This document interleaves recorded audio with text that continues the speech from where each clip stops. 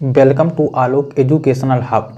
आज हम आपको इस वीडियो में बताएं 7, 11 और 13 से विभाजित होने वाली संख्याओं के बारे में।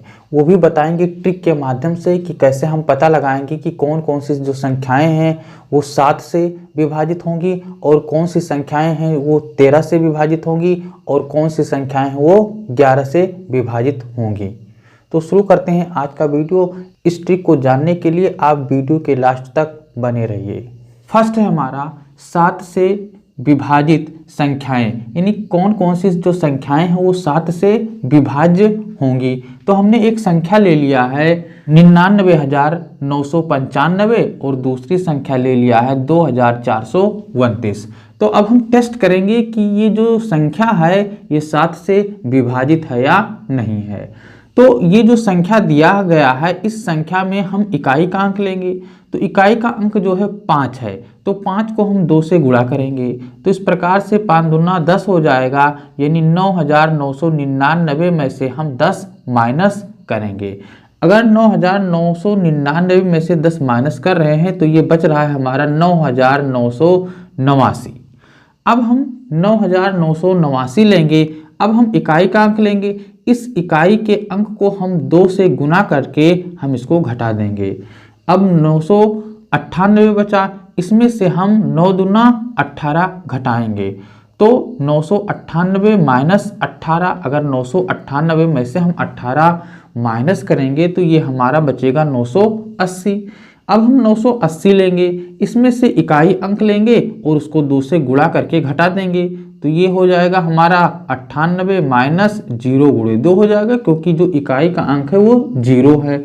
तो इस प्रकार से 98 में से हम 0 घटाएंगे तो ये हमारा 98 बचेगा। अब हम 98 को अगर हम 7 से भाग करें तो ये हमारा 14 आ जा रहा है। अगर 98 को हम 7 से भाग कर रहे हैं और ये विभाजित होती है तो इसका मतलब ये हो गया कि 99,995 भी 7 से विभाजित होगी। तो इसी प्रकार से ये जो दूसरा नंबर दिया हुआ है हम इसका भी टेस्ट करेंगे। तो ये दिया हुआ है दूसरा नंबर 2,429।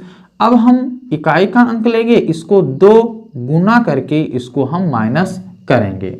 तो ये हमारा हो गया 242 माइनस 9 दूना 18। 242 में से हम 18 अगर हम माइनस करेंगे तो ये हमारा बचेगा 224। अब हम 224 लेंगे, इसमें से इकाई अंक लेंगे। तो इकाई अंक हमारा 4 है, 4 को हम 2 गुना करेंगे।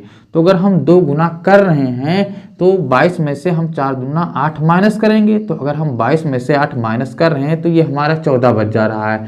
अब हम 14 को अगर हम 7 से भाग करेंगे तो ये हमारा विभाजित हो जा रहा है, अर्थात 2 आ रहा है। अगर 14 7 से विभाजित है तो इसका मतलब ये हो गया कि 2,429 भी 7 से विभाजित होगी। उसके बाद में सेकंड नंबर पर यानी 11 से विभाज्य संख्याएं, यानी कौन कौन सी जो संख्याएं होंगी वो 11 से विभाज्य होंगी, उसको हम ट्रिक के माध्यम से कैसे हम समझेंगे।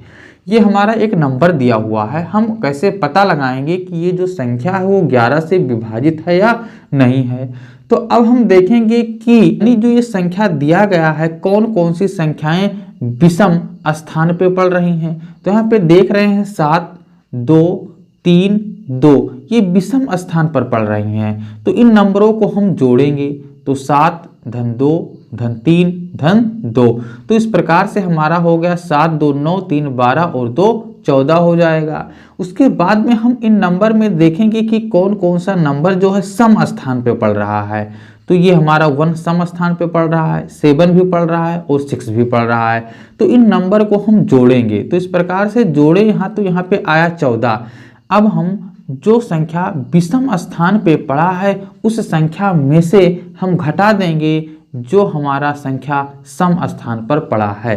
तो 14 में से अगर हम 14 घटाएंगे तो ये हमारा आ जा रहा है 0।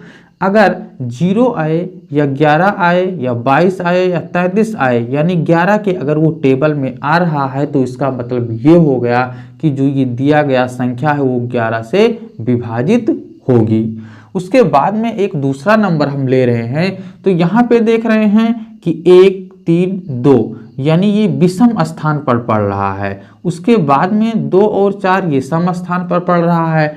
अब सम स्थान पर पड़ने वाले नंबरों को हम जोड़ेंगे तो 1 और 3 4 और 2 6 हो जाएगा। सम स्थान पर पड़ने वाले नंबरों को जोड़ेंगे तो 2 और 4 6 हो जाएगा। तो इस प्रकार से हम माइनस करेंगे तो ये 0 आ जा रहा है। अगर 0 आ जाए या 11 का टेबल में से कोई नंबर मिले तो ये जो दिया गया संख्या है वो 11 से विभाजित होगी। उसके बाद में हम 13 से विभाज्य संख्याओं के बारे में हम डिस्कस करेंगे, यानी कौन कौन सी जो संख्याएं हो 13 से विभाजित हैं। तो हमने एक नंबर ले लिया 689।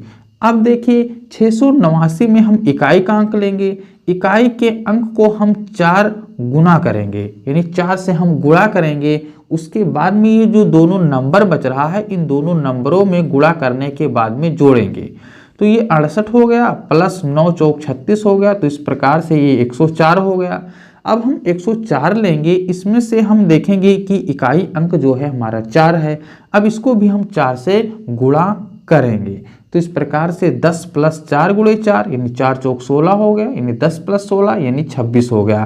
तो इस प्रकार से देख रहे हैं कि जो 26 है वो 13 से विभाज्य है। अतः जो ये दिया गया संख्या है 689 वो भी 13 से विभाजित होगी। आइए हम एक दूसरे नंबर की टेस्टिंग करते हैं कि यह 13 से विभाज्य है या नहीं है। तो ये जो दिया गया नंबर है इस नंबर को लिखेंगे। उसके बाद में जो इकाई का अंक है इसको हम 4 से गुणा करेंगे और जोड़ेंगे। तो इस प्रकार से ये जो हमारा नंबर है इस नंबर में हम गुणा करके जोड़ेंगे। तो अगर इस नंबर में हम गुणा करके जोड़ रहे हैं तो 8 चौक 32 अगर जोड़ेंगे तो ये हमारा हो जाएगा 87,685। अब उसके बाद में हम 87,685 लिखेंगे। उसमें भी अब हम इकाई का अंक लेंगे। इस इकाई के अंक को 4 से हम गुणा करेंगे। उसके बाद में हम इन नंबर में उसको जोड़ेंगे तो ये हमारा है 8,768 में अगर हम 20 जोड़ेंगे तो ये हो जाएगा 8,788।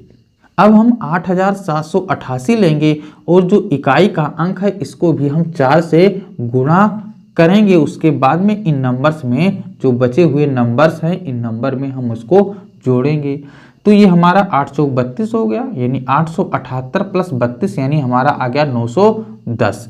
अब इसमें से इकाई का अंक लेंगे तो इकाई का अंक 0 है तो 0 को हम 4 से गुणा करेंगे और इस 91 में हम इसको जोड़ेंगे तो ये हमारा 91 प्राप्त हो रहा है।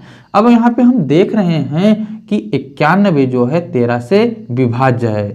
तो इसका मतलब ये हो गया कि ये जो दी गई संख्या है वो 13 से विभाजित होगी।